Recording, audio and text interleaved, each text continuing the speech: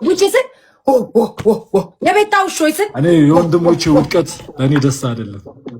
ኧረ እባክህ ከአንዴ ካፍ ወጣል የልብህ የቤታው ሾች ኑትን እያላችሁ 30 ጊዜ እንደውሻ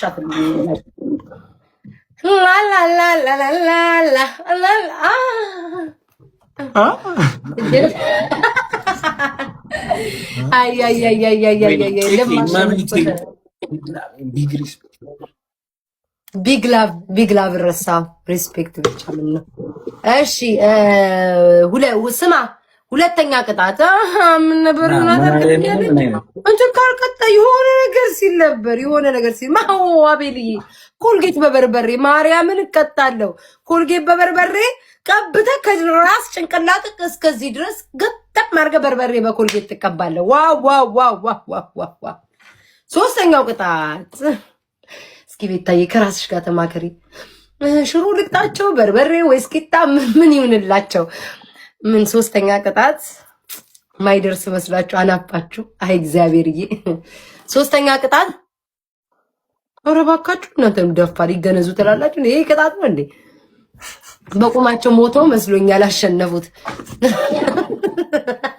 ሶስተኛ ቅጣት ወይኔ እናቴ ቤታዬ ላግዝሽ ኖ ቀላል ቅጣት ልሰጥ በፍጹም ምን ልትለው? ሃይ ቁጭ ብድግ ኧረ እባክህ ስማኝ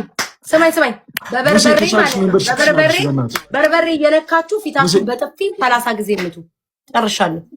ሁለት በርበሬ ሆና እሺ፣ ሁለት በርበሬ ሶኬ ችግር በሚጥሚጣ አረ ሁለት ሆነ እንጃታ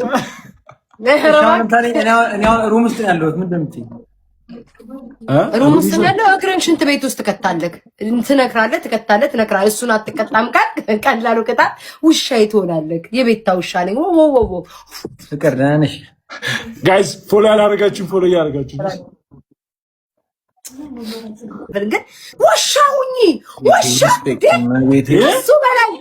ከሱ በላይ አንቺ እኮ ስትገቢ ያለ አገባቡ እኮ ነው። ያለ አንተ እየተናገርሽ አንተ ዝም በል እንዳታርገበግብ። ቤታ እኔንም አትቀጭኝም እኮ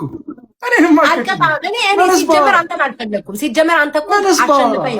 ስማ አሸንፈሃል። ብታርገበግብም ብታሽቋልጥም ይመች። አቤላ ምን አሰብክ? በርበሬው ይሻላል።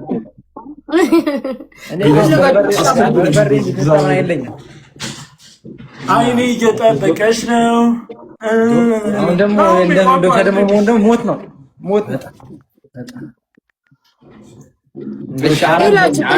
የቤታ ውሾች ኑ ስላችሁ እንዲቃጥልላችኋለሁ እያለች 30 ጊዜ ነው ያባል የማይደርስ ነው። ያናድም ከስ ምናታት ምን እንጮት በቃ ይቀጧ መጀመሪያ እንዴ እስከሚቀጡ ቁጭ ብለን ሰዓት ይሄድብናል እኮ 6 ሰዓት ነው እና እኔ ራሱ ሁለት ሰዓት እኔ ተቀባይ ነበር። ሌላ ቅጣት አምስተኛ አምስተኛ ቅጣት ማለት ነው ራስን ከግንብ ጋር እስኪ ደማ ጭንቅላት ጋር አጋጭልኝ። አረ ምን ልበል